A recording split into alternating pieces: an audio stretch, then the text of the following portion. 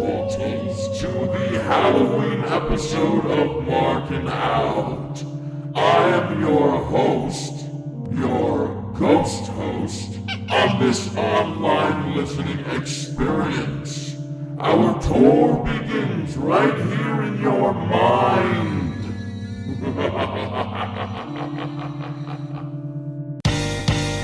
This is Markin Out. Pro Wrestling Talk by Pro Wrestling fans. We marking out, y'all. Follow on Twitter. Pro Wrestling Talk by Pro Wrestling fans. We marking out, y'all. Marking Out. Pro Wrestling Talk by Pro Wrestling fans. We marking out, y'all. Brennan likes fisting. Pro Wrestling Talk by Pro Wrestling fans. We marking out, y'all. We're marking out.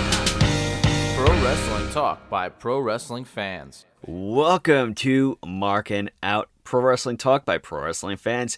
This is episode 716. Make sure that you are subscribed to iHeartRadio, Amazon Podcasts, Spotify Podcasts, and also, please do not forget Apple Podcasts and iHeartRadio. Give us a 5-star rating to go along with that 5-star frog splash. Buy a t-shirt over at prowrestlingtees.com/markinout. Check us out on Facebook. Give us a like. Also, give us a follow on Twitter at markinout, on Instagram at markinout11, and on TikTok at markinout. You can follow me, Dave the Rave, over on all social media platforms at DavidPTDPT. Follow Chris at Chris Sweendog and CM Sweeney85. You know where those are. And also check out Brandon at BTTG161. Brandon, how are you? I'm doing awesome as always, and I gotta say, last week you kind of prematurely celebrated the Mets going to the World Series. I kind of disagree. I celebrated a Grand Slam. No, that was 2 weeks ago, the Grand Slam. You celebrated that last 2 week, weeks I was ago. excited Last week you were, the Mets Dodgers. I think Yeah, the Mets Dodgers. You kind of celebrated prematurely there, but if this took place like 60 years ago or something, then it would have been a Subway Series. So at least in spirit, there's a Subway Series kind of between the Yankees and the Dodgers. Yeah, we could in spirit. We almost had the Mets versus the Yankees, but the Mets did have a great season. That would have been a wild trip, man. That would have been an absolute trip if the Mets and the Yankees faced off in the World Series. I know, you had the grimace, you had the oh my god, you had the Hawk Tua girl throwing out a first pitch. Rizzler showed so up. much randomness took place with the Mets season this year.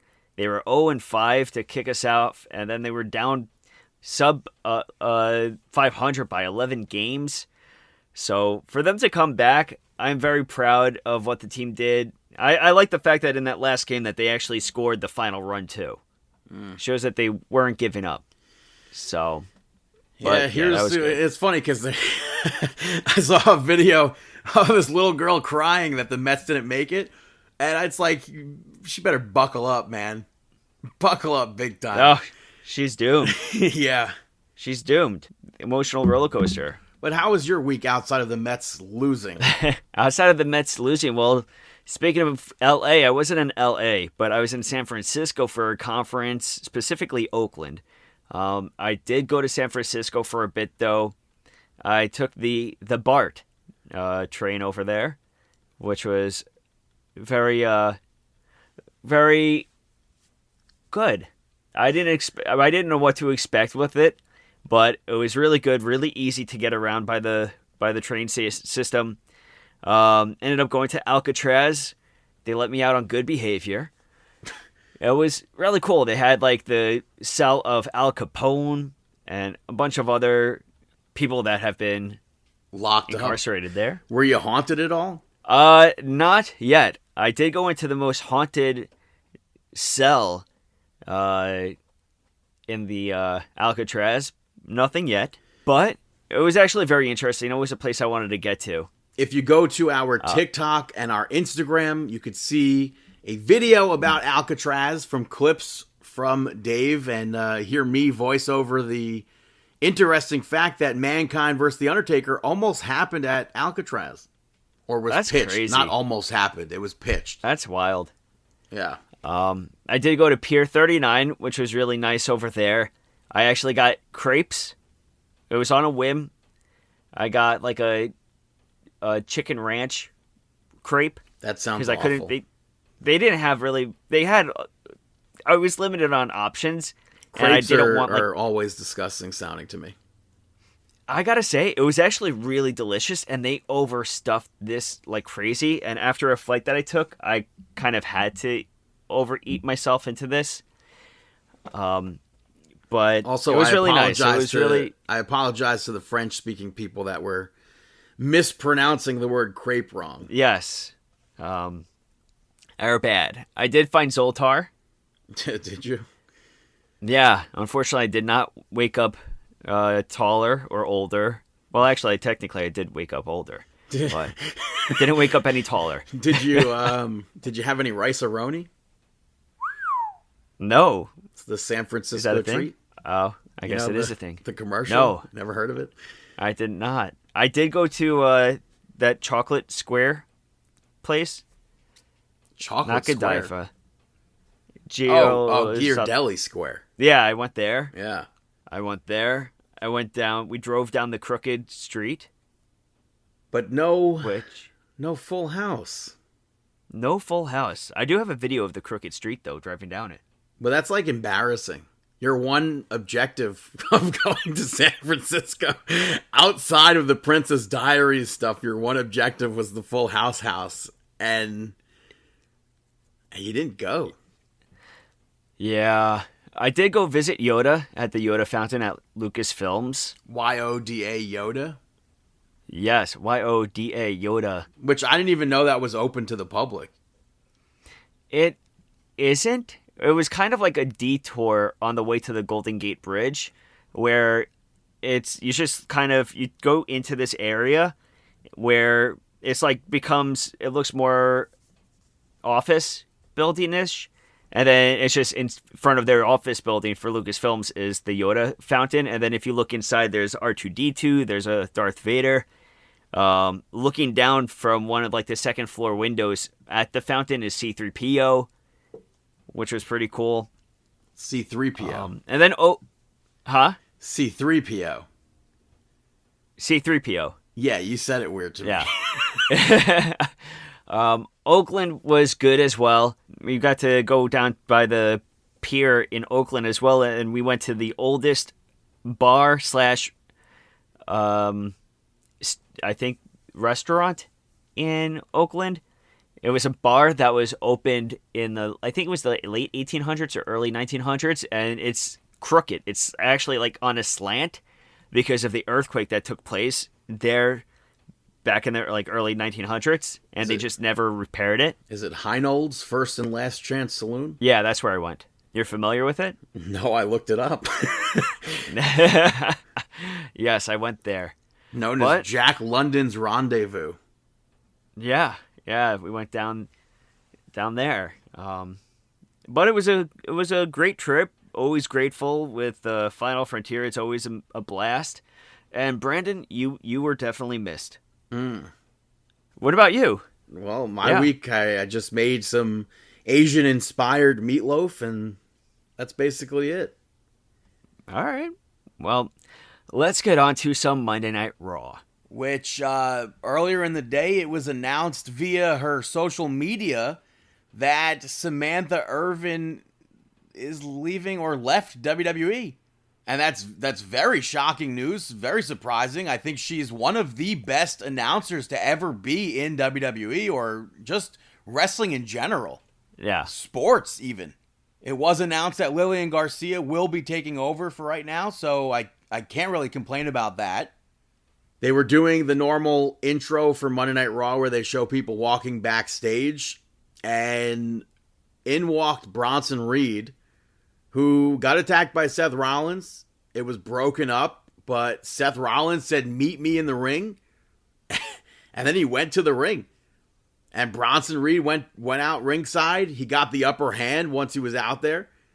He took a bunch of security out and then dove from the barricade to the commentary table to hit the tsunami, but Seth Rollins moved. That was a A hot opening to Monday Night Raw. And then later on, Adam Pearce was about to be interviewed about all the chaos going on during Monday Night Raw.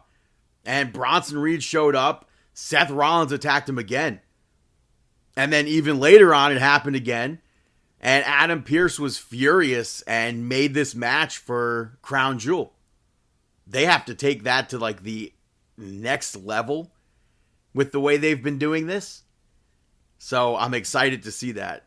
Yeah, we'll see what happens. First match of Monday Night Raw saw the New Day pick up the victory over Authors of Pain to advance in that tournament gimmick, whatever you want to call it. New Day hit a barrage of moves towards the beginning of the match and controlled most of this. Kind of surprising, but I guess if you're putting New Day versus AOP as far as veteran-wise go, New Day all the way. But The Miz was ringside with the Final Testament, and R-Truth showed up. I feel like it's something that R-Truth wouldn't necessarily do, but he attacked Miz. And Karrion Kross tried to intervene, but R-Truth took Karrion Kross down as well, which distracted Rezar, and that led to the New Day picking up the victory. Yeah, New Day with the victory. Do you feel like that's something Truth would have, like the actual, like, current, present-day R-Truth character would do? Just randomly attack them? Well, I don't want to say randomly, but attack Miz. Not really. And then Miz attacked R-Truth after the match, and Kofi Kingston wanted to go help him, but Xavier Woods held him back. And then the lights went out, and the Wyatt Six showed up. They took out the Final Testament, and the Miz was left cowering, and when he realized that the Wyatt Six were all gone, so he thought, he was super happy. I thought he was like cocky as hell. He confidently got up, and Uncle Howdy shows up from behind him, and he goes for Miz, and Paul Ellering pushes him out of the way and eats a mandible claw. I wasn't expecting that at all. Yeah, so we got a little Miz Taraj reunion for a quick second there. But off air, I don't normally see these segments all the time, but off air, the Miz tried to pack all his stuff up and leave. He wanted nothing to do with the Wyatts. And Karrion Kross interrupted him. He was super fired up about it.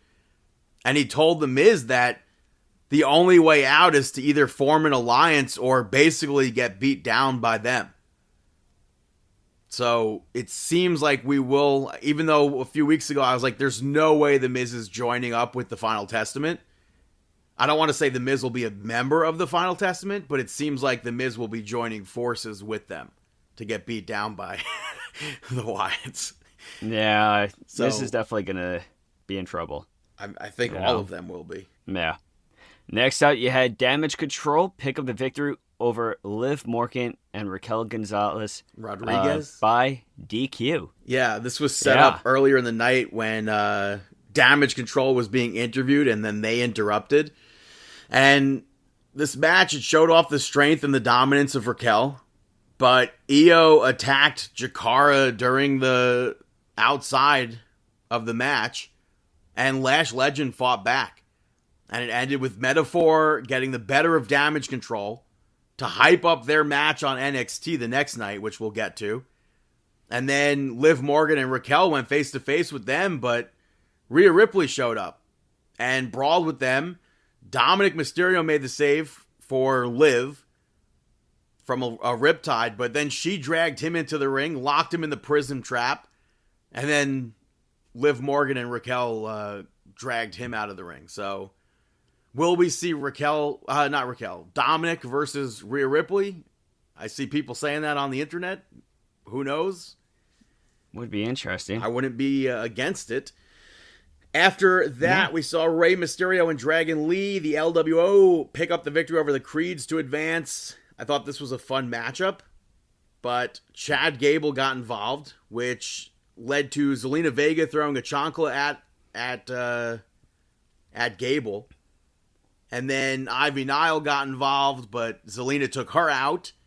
We saw Rey Mysterio reverse Julius and hit a 619, and then Dragon Lee hit that frog splash to pick up the victory. I kind of feel like that tag that Rey Mysterio did wasn't legal. He was on the outside of the ring, so I don't like that. But we'll see LWO versus New Day versus War Raiders. I think we all know who's walking out of that one. Number one contender. Yeah, and I agree with you. I mean, I'll be shocked. Should not be allowed to have that. I will be shocked if it's not the War Raiders. Anything is possible. Yeah, they have to. Yeah, that has to be the outcome. For the main event, we saw Braun Breaker pick up the victory over Jey Uso to become the new Intercontinental Champion. 2-time Intercontinental Champion, I believe. Right? Yeah, that makes sense. This match all started to fall apart storyline-wise for Jey Uso when Solo Sikoa and Jacob Fatu showed up with tickets. And he said that he's there trying to help Jey Uso win, and then Tonga Loa was on the other side with Tama Tonga. Tama Tonga was just sitting there chilling. And Tonga Loa is up there standing. Jey super kicks him. Tama tried to jump onto Jey, and he got super kicked. And then Solo Sikoa jumped the barricade, and Jey argued with him, only to have Solo Sikoa push Jey Uso out of the way from Braun Breaker, and he ate the spear, which I think left a lot of people surprised, because they would not expect Jey or Solo to save Jey Uso there. Yeah. But then Fatu crossed the barricade, and he squared up with Braun Breaker. The fans were going nuts. And Jey dove out onto both of them. He went for an Uso splash, but Braun Breaker got his knees up, went for a spear, and Jey jumped over that and rocked Braun with 2 super kicks. And a spear of his own. But when he went up for that splash again and actually connected, Braun Breaker kicked out. The Bloodline got up on the apron. And Adam Pearce, all the other agents ripped them off, kicked them out, and Jey went to run to the other side of the ring, but Jacob Fatu caught him with a kick and a Samoan drop onto the commentary table, and Braun Breaker got that spear. And somehow the referee was distracted the entire time. Yeah, there was a lot of outside of the ring fighting without the official counting or anything, which is always goofy. Yeah. A lot of people complained about this outcome. To me, it makes sense, because why would Jey Uso be the only person holding singles gold going into a War Games match? I think that I think that it would have been okay if he carried it.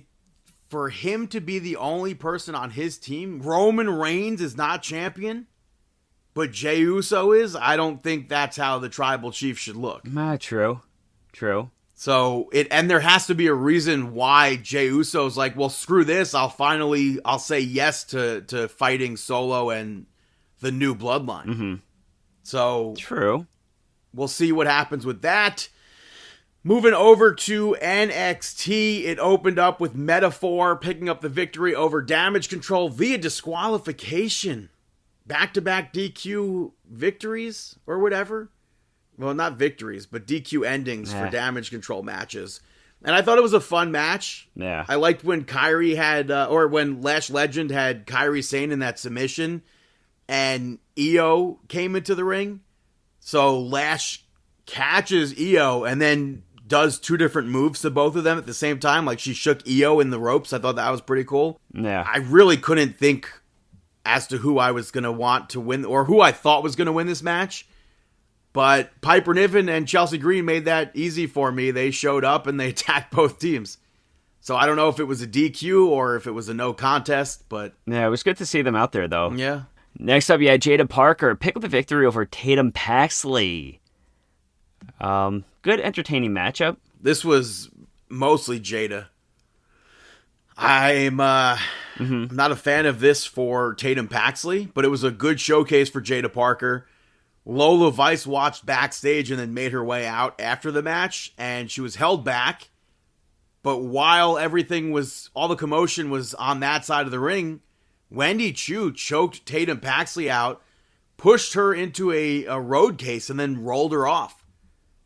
So where Tatum Paxley is going, I don't know. Yeah. We're going to find out, though. Later on, we saw Hank and Tank pick up the victory over OTM, which was set up earlier in the night when NASCAR's Cole Custer parked in OTM's parking spot. And OTM started the brawl before the match. And Lola Vice ran out during the match to brawl with Jada Parker. Cole Custer, big heel tactics, used his helmet behind the referee's back to smack one of the members of OTM, and Hank and Tank got the victory there. I don't know, I've never watched anything with NASCAR, but surely that's got to be one of the biggest sports in America, right? So they say. The guy was dressed like Shawn Michaels. I think. I don't know if that was if that's what a normal NASCAR gimmick looks like, or if those were supposed to look like that. I don't know. But his jumpsuit looked like Shawn Michaels tights. Yeah, I definitely see that. After that, we saw Obafemi pick up the victory over Luca Crucifino. We saw Adriana Rizzo was taken out backstage before the match. This match, I thought it was going to be completely one-sided. But that was not the case. That was very surprising to me. But Obafemi controlled most of it. So let's not it's not that Luca Crucifino had much offense here. But Obafemi ends up attacking Stacks after the match. He attacked Luca Crucifino again. And Tony D'Angelo showed up. He also got taken out, though. And Obafemi put Stacks through a table. He put Luca Crucifino through a ladder, all while Tony D'Angelo was zip-tied to the ring. And then to tie this back to Adriana Rizzo, later on, Obafemi handed Nikita Lyons her robe back, or her jacket, whatever you want to call it. I would say jacket, probably. And he thanked her. So I'm assuming that's who took out Adriana Rizzo, which I was not expecting. Yeah, that was a shock. I feel like we won't see anybody. I mean, he took them all out. He guaranteed that the D'Angelo family will not be ringside at all during their match at Halloween Havoc. So, seems like they're not going to be. No. After that, we had Trick Williams and Ethan Page confrontation to hype up Halloween Havoc. They went back and forth on the mic, which Ethan Page asked him if he's used to the taste of his own blood and that he's been busted open so many times that he now likes the taste of it, which I thought was gross that he described the taste and everything, but I understand it. And he also said that Trick is all flash and fake confidence. I thought that was a good line. I thought that it was a solid promo back and forth, but I feel like Ego, he's very convincing that he should be champion again. Yeah, he said that he took 17 years to become a champion in WWE, and he got addicted to that feeling, and he's going to get his championship back. So, and he also released like a diss track on YouTube for Trick Williams, so I thought that was pretty funny. Yeah, I wonder how long Trick is going to be face for. Why would you say that? I don't know. I don't see him turning heel. Promo and everything, it doesn't seem like the fans are as supportive behind him. I think they are very supportive. All right. I hope so. Well, next up you had Sol Ruca pick up the victory of Carmen Petrovic. Petrovic getting distracted during the match and Sol Ruca hitting her finisher on her. Which, yeah, earlier in the night they had a segment with the women's locker room and Ashanti the Adonis, and I thought for sure, based off that segment, that Carmen Petrovic would win this match. But Ashanti the Adonis, which he left with another woman, and that distracted Petrovic. I don't really understand how Petrovic was distracted from that. Like, she had to turn, like, way too far for that, if that makes sense. Mm-hmm. We'll see where that goes. She's clearly catching feelings for Adonis, and he's, like, I guess throwing it down to everybody. I don't know. Yeah. Main event of NXT saw Stephanie Vicor and Julia pick up the victory over Fatal Influence. We saw Damage Control have a quick stare down before the match with Stephanie Vicor and Julia, which is cool because there's history kind of between some of them. The match itself I thought was good. Yeah, I think that both of them have a solid future. Yeah, it's nice that they have this tag match before Halloween Havoc to showcase that they can be a tag team. Jasmine Nix got involved, I feel like, a lot. But I liked when Julia was going for the superplex and Fallon Henley was able to, like, I don't know if you would call it a cartwheel, kind of cartwheel out of it and hit like a normal suplex in the ring. But the referee at one point saw Jasmine Nix get involved, didn't do anything about it. I don't understand that, but Kalani Jordan finally shows up. She knocks her out, and that led to the headbutt from Julia to JC Jane and then eventually the victory for that team. And then Kalani Jordan spun the wheel for her match against one of the members. We don't know which one yet for Fatal Attraction. Lands on, or not Kalani, JC spun the wheel. And it landed on Spinner's Choice. So Fatal Attraction, maybe they're going to do like a 3-on-1 sort of match or something like that. Or maybe like a gauntlet sort of situation where, because what stipulation could they possibly pick that's a Spinner's Choice that would work out for them and not Kalani Jordan? Mm-hmm. So we don't find out until Halloween Havoc what Spinner's Choice was, but the lights go out. And for weeks they've been airing these video packages for who we knew by name as Delta, now going by Zarya. And she showed up looking super dominant, and that was the close of NXT. I thought that was a hot debut. I thought she was going to be debuting at I'm not familiar Havoc. with her. Yeah, I mean, I just know the buzz. I've seen a few clips on Twitter. Rhea Ripley tweeted her out. Yeah, so I'm not too sure what to expect, but it seems like people are excited for that. yeah, we'll find out. So that's NXT. Moving over to Halloween Havoc. Tell me there's not a more perfect location for Halloween Havoc than Hershey, Pennsylvania at the Giant Center. Is that not great? The city that smells of chocolate? A Halloween-themed event? True. Very true. Very true. We have, for the NXT North American Championship, Kalani Jordan defending the title against either Fallon Henley, JC Jane, and Jasmine Nix. Probably could be all three of them. I would say that would be the smartest Spinner's Choice. But I'm going to say Kalani Jordan retains. I'm going to go with... I'll go with Kalani Jordan. In an ambulance match... Andre Chase taking on Ridge Holland. I'm going to go with... I'll go with Ridge Holland. Go with the heel. Yeah, this is a tough match to choose. But I'm going to say Andre Chase. All right. Tag team matchup. Roxanne Perez and Cora Jade taking on Julia and Stephanie Vaquer. I'm going to go with the newbies. Yeah. Julia and Stephanie. Yeah, there's no way. I mean, I don't want to say no way, but there's no way Roxanne Perez and Cora Jade are walking out winning that. They can't. Yeah. We have a tables, ladders, and scares match for the NXT North American Championship. It can only be won by pinfall. We have Tony D'Angelo versus Oba Femi. I'm going to say Tony D'Angelo retains.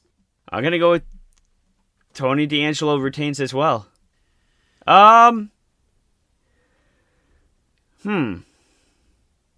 Unless Nikita Lyons shows up and helps Oba Femi, I don't know. I'm trying to think of a relation to like Rocky and stuff like that. Never heard of it. I guess Tony. I'm going Oba Femi. In a Devil's Playground match, which these two matches are so similar. So I wish there was like an alternative. But a Devil's Playground match for the NXT Championship. The champion, Trick Williams, defending the title against former champion and challenger Ethan Page. It has to be Trick Williams. I'm going to go with Trick Williams on this one, too. But you think because Dolph Ziggler is going to show up? No, I'm just kidding. I didn't even think about that one. I mean, why would Dolph Ziggler show up? I was joking. That wouldn't make any sense at all. So, yeah, that is NXT Halloween Havoc predictions. Moving over to SmackDown. It opened up with Randy Orton. He was walking backstage. His music hit, and he confronted Triple H before going to the ring. And he goes to the ring. He brings up what Nick Aldis said last week about how he can't make the match between he and Kevin Owens. Him and Kevin Owens. And he called Triple H out. And Triple H said that he's not protecting anyone. He's just trying to do his job. And Randy Orton kept yelling that he's protecting Kevin Owens. And Triple H finally fires back and says, I'm not protecting Kevin Owens. I'm protecting you. And Triple H brought up how Kevin Owens trusted Randy Orton. He trusted Cody Rhodes. And he feels like they turned on him. And he's not the same Kevin Owens. And he said that he just got Randy Orton back and he doesn't want to see Randy Orton back on the shelf, maybe even permanently.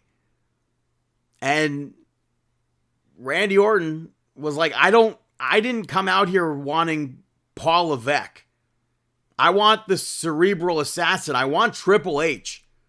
And he was like, I want the person that ripped me out of my own house and beat me in my front lawn. I want that decision. And Triple H finally agreed and suggested that Randy Orton protects himself at all times. So at Crown Jewel, we will see Randy Orton versus Kevin Owens. We saw Andrade versus Carmelo Hayes end in a no contest. This was their 7th match in their series. LA Knight was the guest referee, wearing his vest and the U.S. Championship the whole time, which is probably a first for a referee. And he called the match down the middle for the most part until he didn't. He ends up attacking Carmelo Hayes. He hit Andrade with the BFT and Carmelo Hayes tried to jump him. He also ate a BFT. And then LA Knight rang the bell and he's like, to hell with Game 7. Nick Aldis, obviously annoyed by that, makes it a triple threat match for Crown Jewel. So that should be fun. Naomi picked up the victory over Candice LeRae. Tiffany Stratton backstage volunteered to Nia Jax to face Naomi. But Nia Jax was like, well, I already found someone to do that. I already found Candice LeRae. Because she was able to help her last week. The match, I enjoyed it. It was another surprise match from Candice LeRae. You don't expect to see that much offense from Candice LeRae in 2024. Which is very unfortunate, but I'm happy that we got a match like this. The jumping reverse STO from Candice on the apron I thought was really nice. In the end, Indy Hartwell got involved. Bayley came out and took her down, which distracted Candice, and Naomi was able to roll her up eventually and get that victory. We got a quick NXT TakeOver Brooklyn mention out of that segment because Bayley was there. So I had to pop for that, of course. After that, Gunther and Cody Rhodes had their confrontation. They went back and forth, and Gunther said that he thinks Cody is doing all the things that he does for other people. Meanwhile, he's doing it to live up to himself. And Cody said that Gunther's missing the responsibility that comes with being champion. He was in Las Vegas promoting WrestleMania. Gunther was nowhere to be found. And Gunther was like, well, that's because I say no. I have the guts to say no. And he said that if Cody starts saying no, then that's the end of his story. And Cody got fired up. He ends up attacking Gunther. Ludwig Kaiser showed up and attacked Cody. And Gunther joined back in. They beat down Cody Rhodes. Randy Orton ran down to chase them off. Looks at the championship before giving that title back to back to Cody Rhodes. But it also sets up a tag team match for next week on SmackDown. Backstage, we had Ava, Adam Pearce, and Nick Aldis.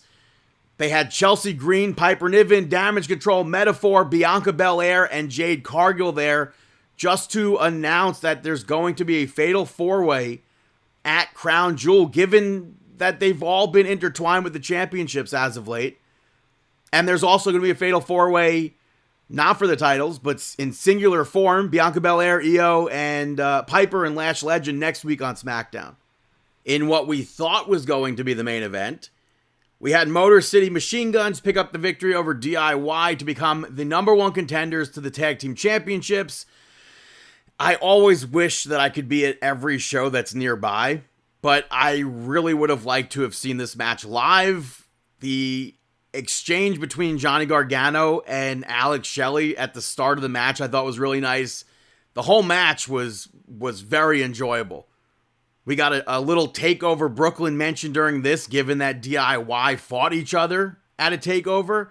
But, I mean, this was tag team perfection. The reversals, the tag moves, everything. Johnny Gargano accidentally kicked Tommaso Ciampa, and it was all downhill from there for DIY. Motor City Machine Guns hit Skull and Bones to pick up the victory there, and Ciampa yelled at Johnny Gargano. But the Bloodline came out.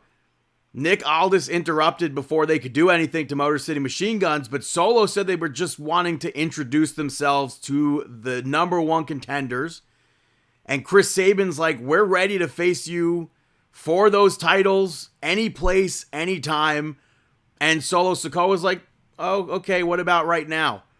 And Nick Aldis started to yell at Solo Sikoa and be like, I've known these guys for whatever, 20 years or whatever. They're not going to be taking a match where they're not 100%. And Alex Shelley interrupted Nick Aldis and was like, yes, those tag team titles are very important. Yes. And then Motor City Machine Guns defeated the Bloodline to become the new tag team champions. Solo Sikoa got involved. Jimmy Uso showed up and attacked Solo. He took out Jacob Fatu, but Solo jumped him, and then Jimmy got outnumbered between Solo and Jacob Fatu. Then Roman Reigns showed up. They all brawled off to the back. Thinking that Roman Reigns is involved in a Motor City Machine Guns match is absolutely wild. But Motor City Machine Guns took over. The referee was accidentally taken down. And Guerrillas of Destiny tried to cheat with chairs, but somebody else in a mask showed up. It was very clearly Jey Uso, and he takes them out. The place went nuts when he unmasked. Commentary's like, look at his eyes, we know that's Jey Uso. And Motor City Machine Guns got back into the match. They hit Skull and Bones and became the new tag team champions. For a match that took place after a match, I thought that was great. It further sets up War Games, and now we have Motor City Machine Guns as tag team champions in WWE, making a very big impact in only their third match, with that being their second match on SmackDown, back-to-back nights, or back-to-back matches, I mean. So, I thought that was incredible, and then Jey Uso was left alone in the ring. Jimmy made his way back out, and they hugged, and the roof of Barclays Center blew off. And Roman Reigns watched it from afar. Like I said, it further sets up War Games. I don't know if we'll start to see Sami Zayn incorporated again, or what's the deal with that.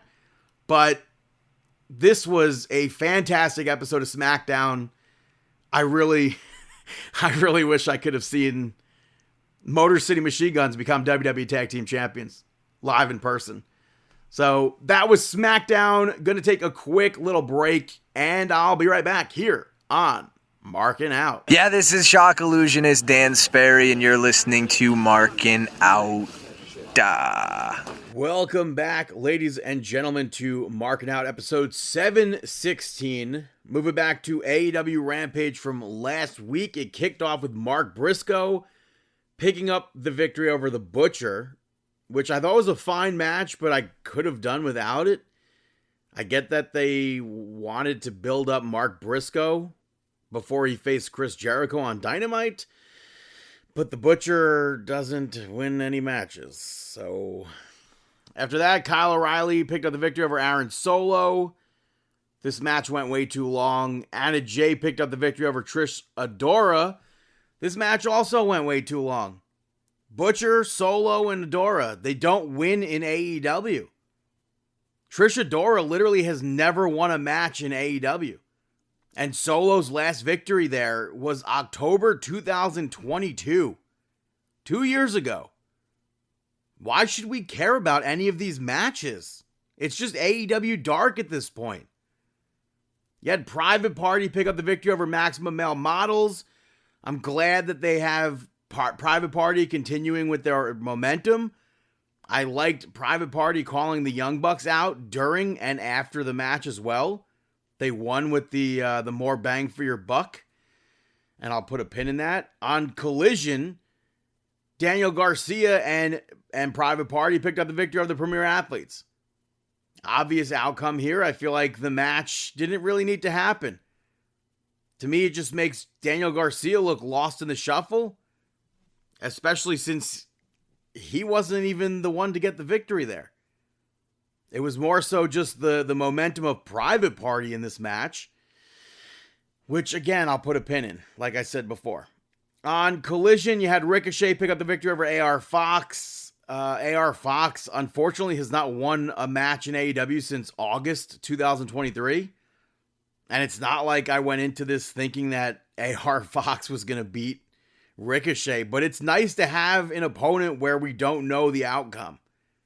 And it sucks that AR Fox isn't used more because this was a fun match. Ricochet put Takeshita on notice after the match. Chris Statlander picked up the victory over Harley Cameron. I feel like we saw more of Chris Statlander's strength in this match than we've seen her have recently, which it makes sense going into the match with Camille. But she repeated the whole Bianca Belair, the EST basically stuff. After the match, she called Camille out.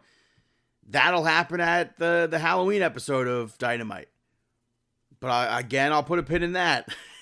Orange Cassidy picked up the victory over Bear Bronson. If you blinked, you would have missed this. I think it was surprising to see how quickly Orange Cassidy won, though. But if you blinked, boom. Jamie Hayter picked up the victory over Brooke Havoc. To me, there's no reason why Jamie Hayter needed to be built back up. After coming back from the injury, there's no reason why she should be in a feud with Penelope Ford. At all. She should have been shot right back to the top.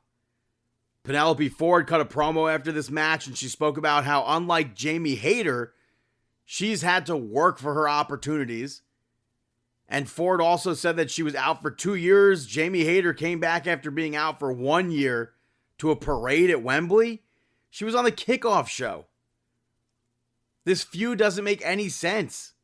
All the momentum that Jamie Hayter had was gone the moment she returned on that pre-show. And it just continues with a match like this that makes no sense. You had Kyle Fletcher pick up the victory over Atlantis Jr. Atlantis Jr. gets victories in ROH, but in AEW, not a single one. For a match with someone who doesn't win in AEW, this went way too long. Especially if you're Kyle Fletcher. Especially if you're building him up against Will Ospreay at this point. House of Black picked up the victory over Alpha Zoe, Chris Nasty, and Illumide. Very, very quick victory after the Cerberus. Main event. No, not the main event. We had LFI pick up the victory over the Outrunners. I'm happy to see Black Taurus getting victories. But not surprising about this match, the referee had zero control. At one point, you had the Outrunners. They had Roosh up for a double team move, and Dralistico grabs Truth Magnum out of the ring. Aubrey does not bat an eye as to where he went. And then she sees Dralistico throw a cord that they use to choke people, and she turns her attention to the cord and starts yelling towards the cord. Meanwhile, Dralistico gets into the ring. He attempts to attack Turbo Floyd. Floyd knocks him down, and he went for a suplex, but Dralistico ends up outside the ring, and somehow, again behind the referee's back, holds his legs. Aubrey has to pretend to not see that. There's no way she didn't see that. And it led to Roosh getting the victory there.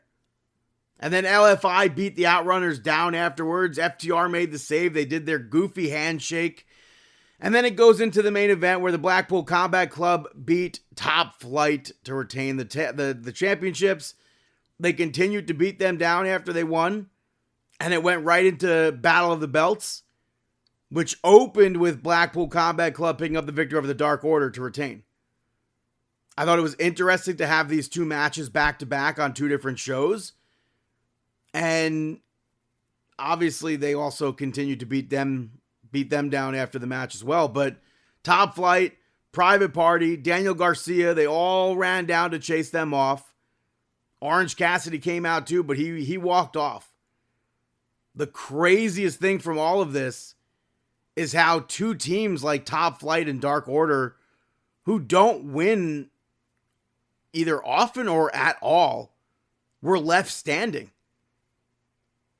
That's like beyond. I don't understand this feud at all. I don't get it. You can't tell me that these guys are going to be the ones to take down Jon Moxley like that. You just can't. I don't think there's any way you can spin this to make me believe that. They've done so much damage to these teams that it's just no way in hell that's believable. You had Okada pick up the victory over Kyle O'Reilly to retain. Obviously, the reason why Kyle O'Reilly had that huge match on Rampage was to set him up for Okada. And I don't think Kyle O'Reilly has enough singles victories, meaningful victories, to have a match like that. And it went almost 20 minutes, which to me makes Okada look kind of bad. Take all the storylines out of it. I thought the match was good. But once you add the storylines and stuff back in, it doesn't make sense. And I enjoyed the match. I wish they didn't fight outside the ring like they did. But storyline wise, there's nothing there. It doesn't make sense. You had Brian Cage and Lance Archer pick up the victory over Jack Cartwheel and John Cruz.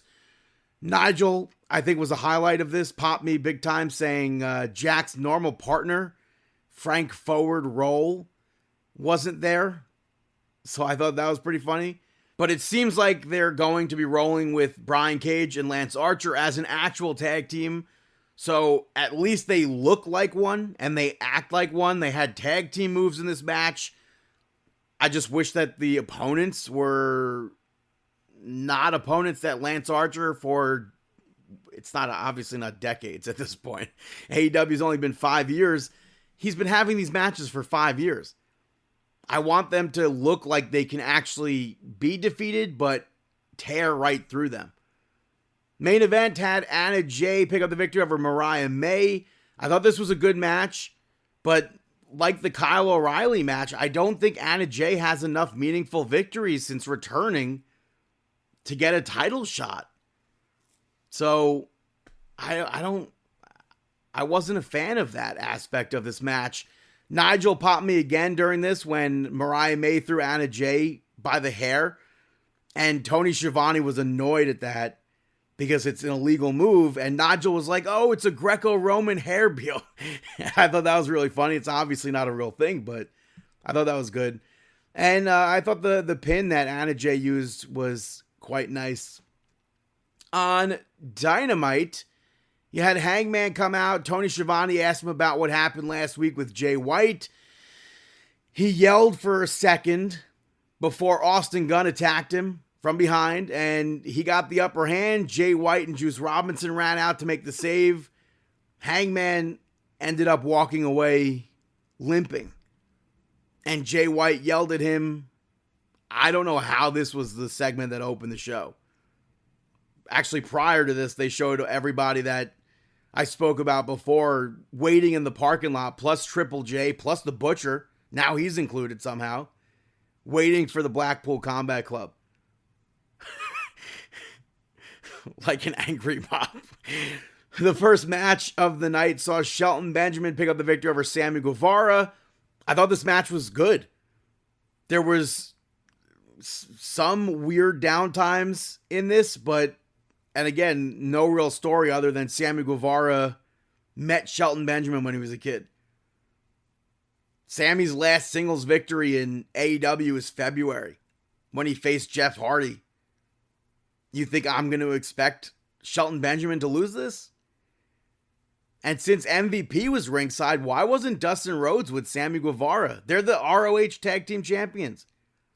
Not that I'm clamoring for Ring of Honor to be on television with the way it's been booked, but does that not make sense that Dustin Rhodes should have been there? You had Kyle Fletcher come out. He was offended by the people who said that he's like Will Ospreay because he thinks he's better than Will Ospreay. The fans chanted wrap it up. And at a certain point, this got quite boring. I don't think it needed to be as long as it needed to be. I don't think it needed to have him cut a promo the other week saying, I'll cut a promo this week on Dynamite. The main focus of this should have just been, I'm nothing like Will Ospreay. I'm better than Will Ospreay. I'm challenging Will Ospreay to a match. And then randomly he shaves his head. I don't think that was necessary either. At all. But now he's bald. You had Brian Cage, Lance Archer pick up the victory over two big guys in fur and face paint who they didn't even give names for. This was like their match on Battle of the Belts except bigger opponents. I want name brand people if they're going to be pushing them as a team. After that, Chris Jericho, the Learning Tree, picked up the victory over Mark Briscoe in a ladder war to become a 2-time Ring of Honor champion. Brian Keith got involved. Rocky Romero ran out and made the save, which I don't even want to call it a save because Brian Keith was just standing at the top of the ladder waiting for Rocky Romero at that point. Mark Briscoe hits the froggy bow off the ladder, puts Jericho through a table, and then Big Bill showed up. He chokeslammed Mark Briscoe outside of the ring through tables, and then he climbed Chris Jericho up to the top where Chris Jericho reached the championship and won. Ishii showed up, Rocky Romero came back out, and they did nothing. But Chris Jericho is the Ring of Honor champion. After that, Adam Cole came out, immediately interrupted by the Kingdom. And Roderick Strong called MJF a user, which I feel like Roddy has been preaching for months. And he also said that he wants to take MJF out together. And he wants MJF first. And then Adam Cole called MJF out. He showed up via video screen while getting massaged. And he said whoever wins 3 matches first gets the match at Full Gear. And he won't be showing up to TV until then. And then they showed Kyle O'Reilly longingly looking backstage. I guess he wants Undisputed Era back. Why they need to jump through hoops to face MJF and why they have to split it between them? Like, why is it going to be the race to face MJF? They all hugged afterwards. Just let one of you do it. Agree who it's going to be. Help them get the 3 matches. And then help them beat MJF. Simple as that. But it's not going to happen like that, is it? Not at all. No chance. After that, House of Black picked up the victory over Kevin Koa, Jaden Monroe, and Pirata de la Muerte. Just like Collision, it was a quick match, pretty meaningless. They hit Cerberus, but they continued the match. They beat down the other guy in order to get the victory. Zero control by the referee. And then you had Buddy Matthews challenge Adam Cole next week. And backstage, Adam Cole asked Buddy what was up with that.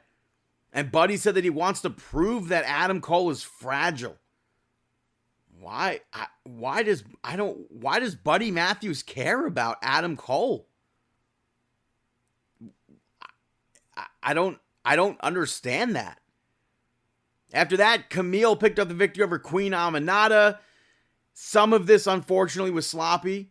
Queen Aminata got the upper hand at one point, and it would have been really awesome if she was the victor here, but Camille came back and won. There was no way she was losing this against Queen Aminata when she's got a match with Chris Statlander coming up.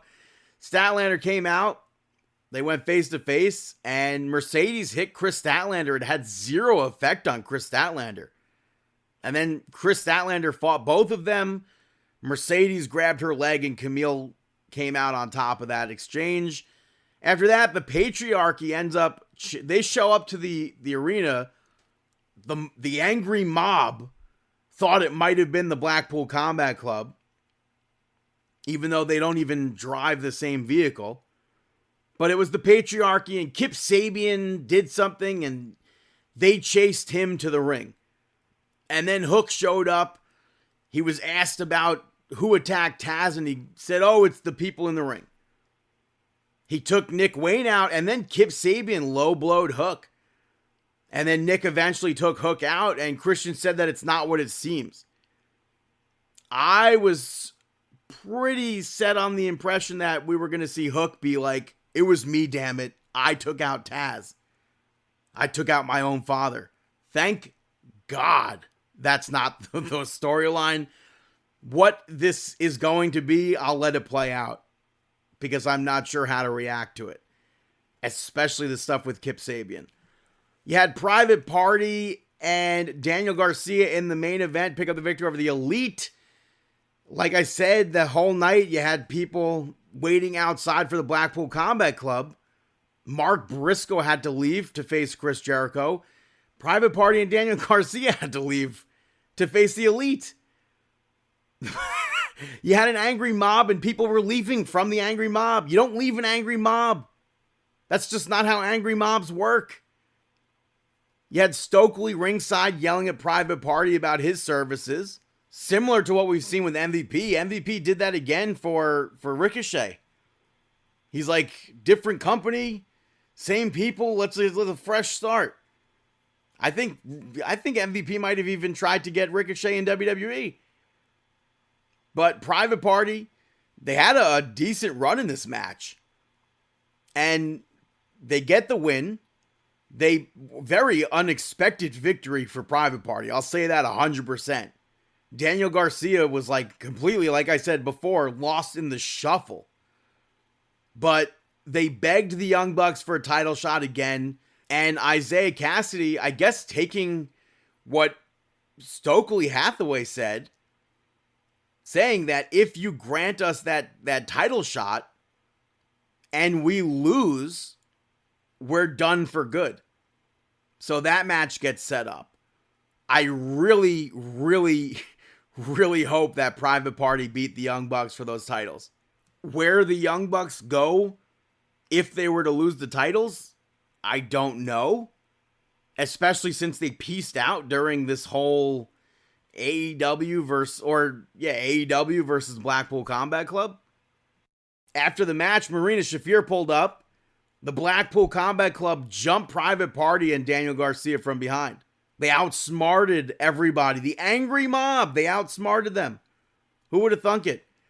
Jon Moxley dragged Chuck Taylor to the ring, and Claudio took the chair that Jon Moxley put around, I think Jon Moxley put the chair around his ankle, and wraps it around his throat. And Claudio stomps on it while it's around Chuck Taylor's neck. Orange Cassidy ran out too late. And it closed with him looking sad, but also not sad, like empty. So I think we're going to see finally an evolution of Orange Cassidy where there's some sort of change coming. There has to be. Meaner, something. But this episode of Dynamite was just not good. From the beginning, there were portions of this episode that were good. I don't want to say the whole episode sucked. I thought Private Party getting that victory was good.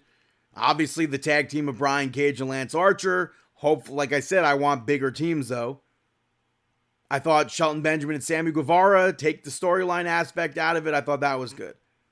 So hopefully next week is much better than this week's was. But for now, hey, Brandon, got any shout-outs?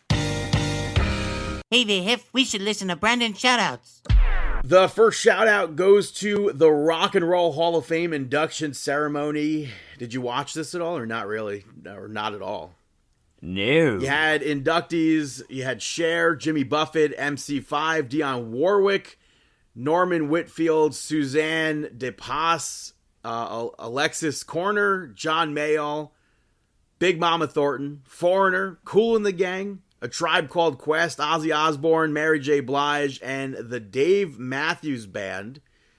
I always enjoy these Hall of Fame ceremonies. This was a crazy, maybe the last one was also this length. It was like 5.5 hours long. So that was pretty crazy, but I wish that they closed with everyone performing together. I feel like that's something they stopped doing. It closed with Dave Matthews Band performing, but I was also surprised to learn that Sonny and Cher wasn't an inductee already. I thought this was going to be Cher's second induction, but I don't know how Sonny and Cher is not in as Sonny and Cher. This was Ozzy Osbourne's second induction, and a bunch of these inductees, you could say, should have been inducted for years at this point. I'm still hoping that we'll see artists like Glenn Campbell, The Monkees, Cyndi Lauper, Joe Cocker. So many other bands I think deserve to be in that Hall of Fame that they're just not inducting for some reason. My next shout out goes to Woman of the Hour, which was just released on Netflix, and it's not typically Any good? It's not something I would typically watch. Have you seen the trailer for it? Yeah. I like Anna Kendrick, so I watched it, and she starred in it. She directed it. It's based on the life of a real serial killer who appeared on The Dating Game, and the dates of his kills spanned from 1968 to 1979, where at one point he was sentenced to 3 years for something unrelated, and he was paroled in 1974 and went to kill more people. And it's just an unbelievable story. Right, so he was on a dating show? He was on The Dating Game as a contestant. You could literally look him up. And I don't think he's the only contestant that's been a murderer on that show. Not to laugh at that. But that's crazy. But Nicolette Robinson's also in it. Tony Hale, Pete Holmes, and others. But I was blown away watching this. And I saw, actually, you scroll through TikToks, there was a woman who said that her mother, I forget, I think she was a freshman in high school, and he claimed to be a senior in high school. And she went back, she looked at the yearbook. Apparently, you could have just like showed up to the school back then and been like, I'm a student. And this guy was in there under the name that she had given him. It wasn't the name that he goes by, like his real name or whatever.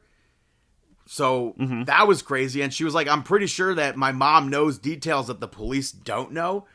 Hopefully she's going to the police with those details to maybe get like any unresolved cases solved. Yeah, why post that too? Well, I mean, I don't know. That's just what... Just go directly to the cops. But I don't know if she was even planning to go to the cops. The mom didn't want to or whatever. I don't know, but she was saying like, oh, the mom was like, oh, he acted like everything that they did in the movie was like nothing how he acted. And she was like, the daughter was like, I mean, he had to have been pretty confident to tell you what he told you and be the way he was. So it's such a crazy story. Check that out on Netflix. While I was watching the Rock and Roll Hall of Fame ceremony, though, they had the In Memoriam segment, and I literally had no idea that Tommy Cash passed away last month at the age of 84. He was the younger brother of Johnny Cash, and he died 21 years and a day after Johnny Cash, which is crazy. Tommy Cash was a musician as well, with his biggest hit being Six White Horses. But two of my favorite songs, like not just of Tommy Cash, but in general, there's One Song Away and Rambling Kind. And I got to see him perform back in 2011 at the Iridium Jazz Club in New York City. I got to meet him after his set, and he was so nice. And I always hoped that I could have seen him live again. But I was just surprised that I didn't see that he passed away last month. So that was very unfortunate to find out.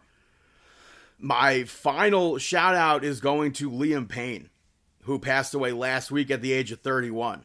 And it's very shocking to see news like that. If you're unfamiliar with him, he got his start on X Factor in the UK. He was cut, and they told him to come back in 2 years, which he did eventually go back. And Nicole Scherzinger suggested that he was auditioning to be a singles musician. And she suggested to be put into a group with Louis Tomlinson, Zayn Malik, Niall Horan, and Harry Styles, and they formed One Direction. They didn't win, but they went on to become one of the biggest boy bands in the history of music. It's crazy that they're all connected to that show. Yeah, and back in 2013, they were promoting their new album, and they did like a full day promotional event called 1D Day. And I believe each band member got to do something that they picked. And because Liam was a wrestling fan, he picked wrestling. And they reached out to TNA and they set up a match between Liam Payne and Kurt Angle. The way that they worked this was they had Liam Payne go under a mask. Johnny Yuma was the guy actually wrestling Kurt Angle there.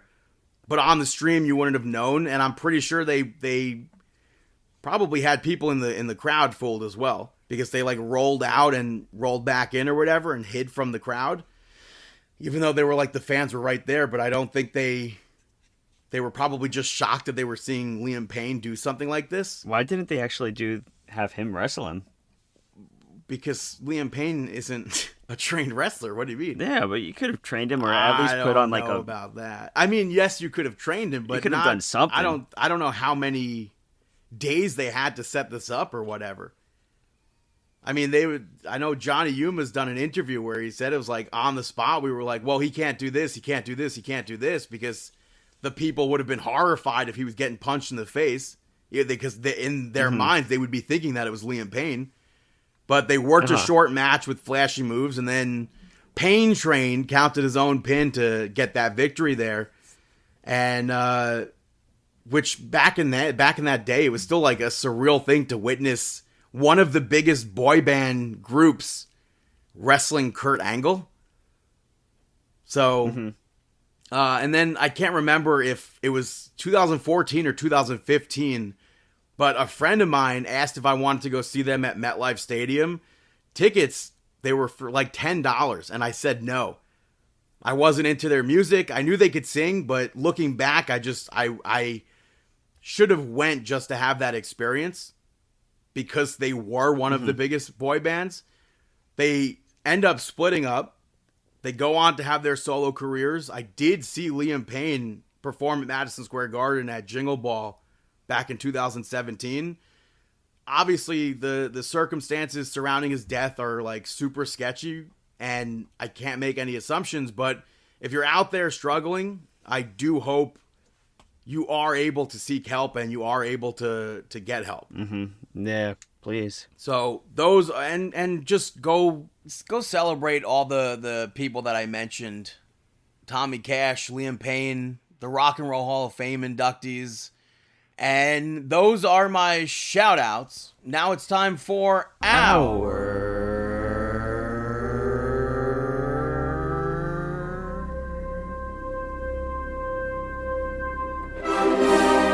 Mark Out Moment of the Week.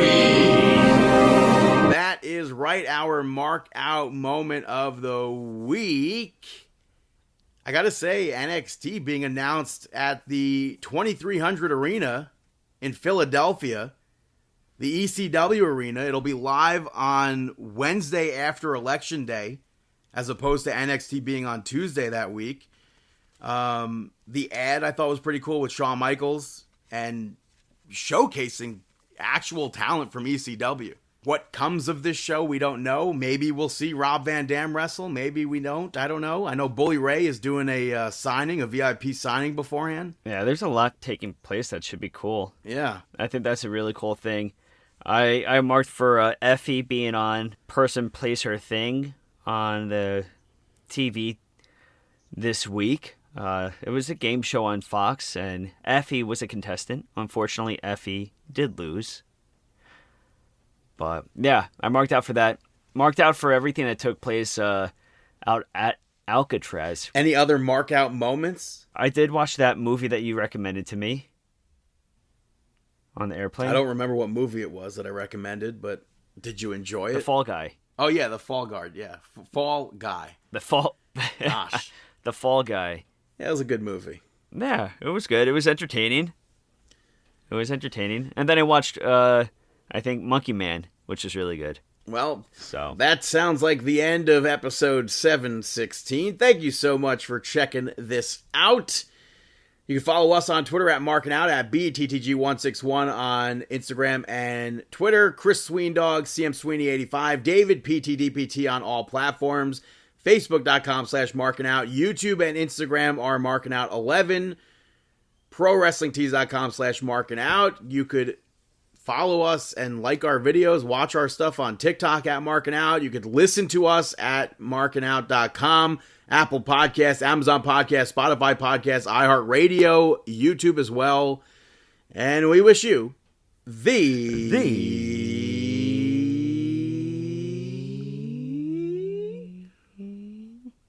best of luck in your future endeavor. Have a fantastic